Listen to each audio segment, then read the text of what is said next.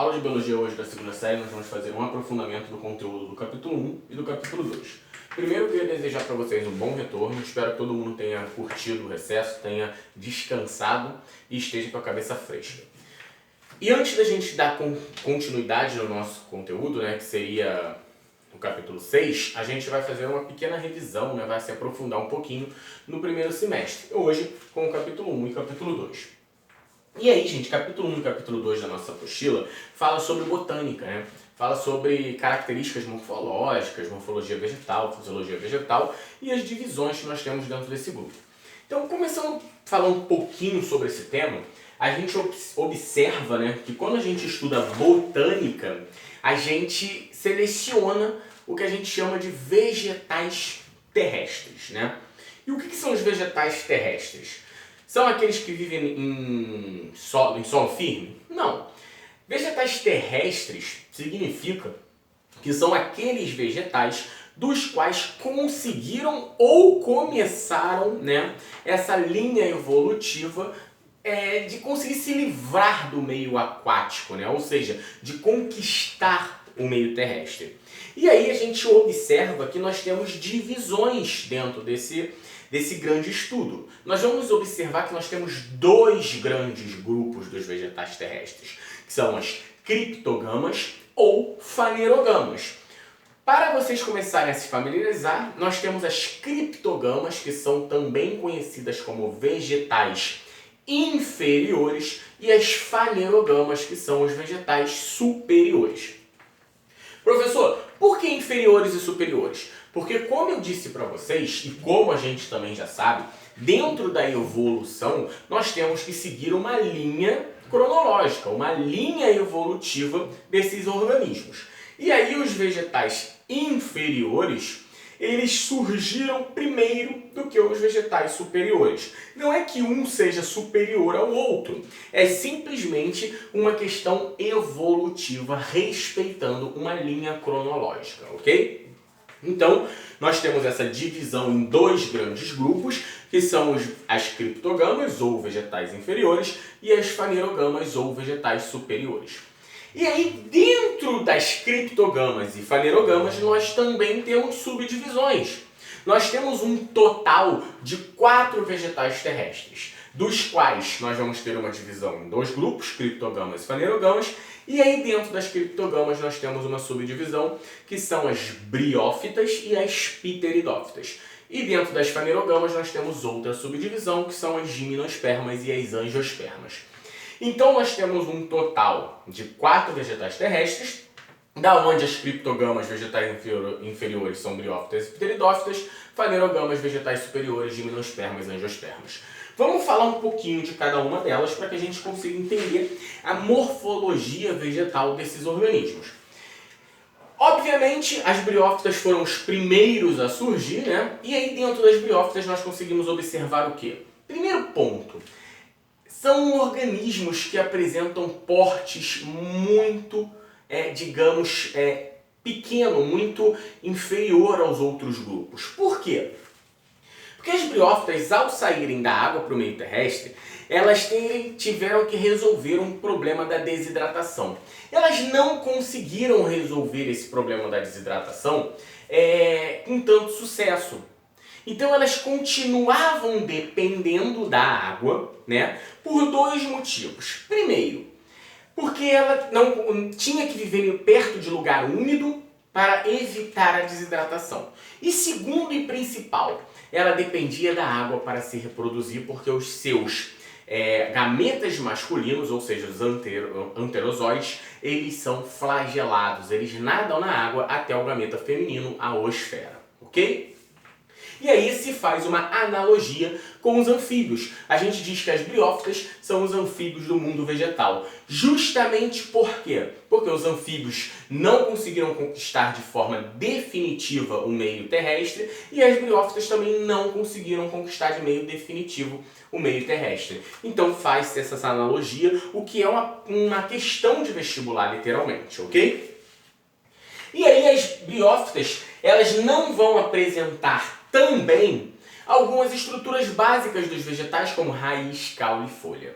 No lugar da raiz, do caule e da folha, elas apresentam, podemos dizer, essas estruturas primitivas, que são os rizóides, no lugar das raízes, os filhoides, no lugar das folhas, e os cauloides, no lugar do caule.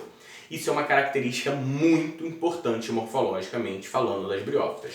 Outra questão que aí sim delimita bem o seu porte físico é justamente a ausência de vasos condutores, ou, se vocês preferirem, de traqueídes. O que são vasos condutores ou traqueídes? São os vasos que vão transportar seiva, vão transportar nutrientes para o corpo do organismo. No nosso caso, são veias e artérias. Dos vegetais são o xilema e o floema. Só que briófita não tem xilema e floema, não tem vasos condutores.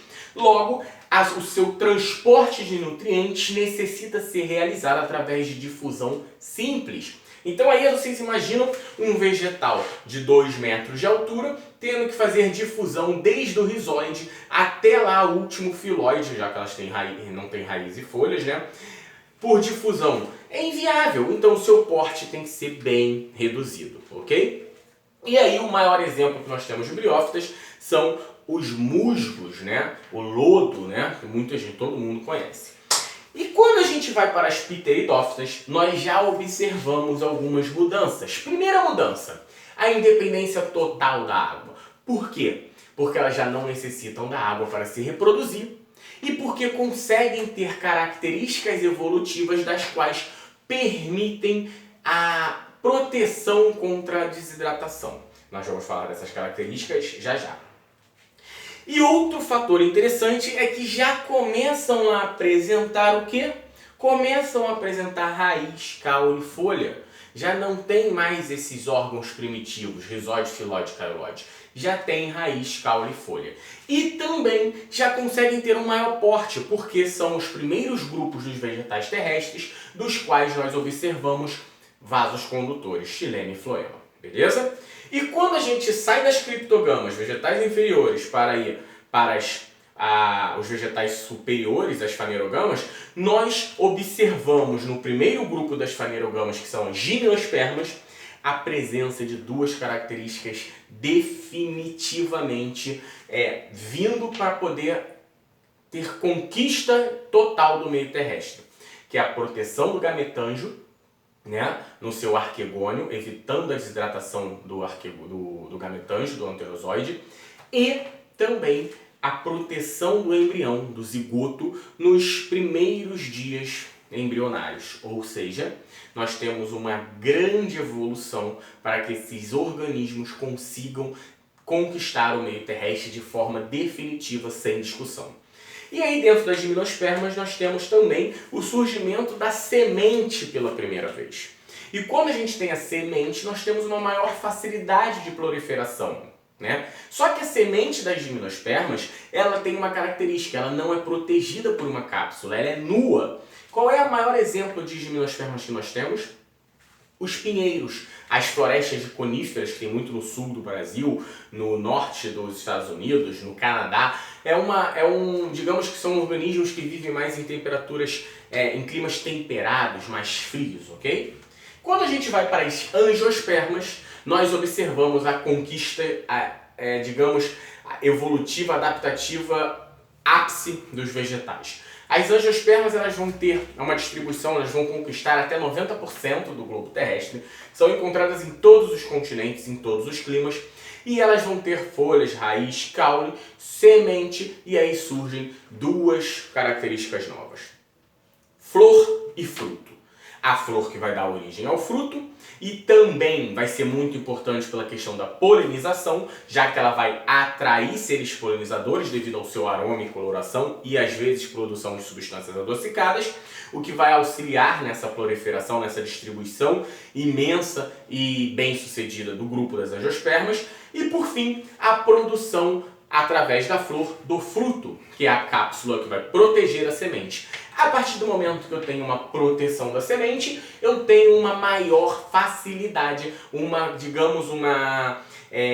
vantagem sobre as sementes que não são protegidas. Contra predadores, contra clima, contra, enfim, qualquer tipo de fatores que possam vir a destruir essa semente.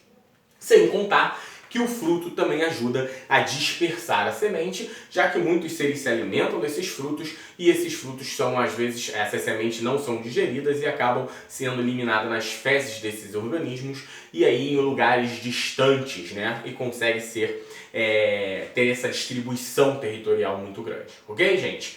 Para finalizar, falamos dos meristemas, que são os meristemas primários e secundários, que vão dar origem a todos os tecidos dos vegetais. Xilema, floema, parte reprodutiva, enfim, todos as células vegetais, todas as estruturas vegetais, tecidos vegetais, partem através do xilema e do floema, que são também tecidos, só que aí são tecidos de vasos condutores, que são produzidos aonde? Nos meristemas. Então o maior exemplo dos meristemas produzindo um tecido é o xilema e floema, os vasos condutores ou os traqueídeos. Beleza, galera? Então, muito obrigado, faz o resumo, tá? Até a próxima.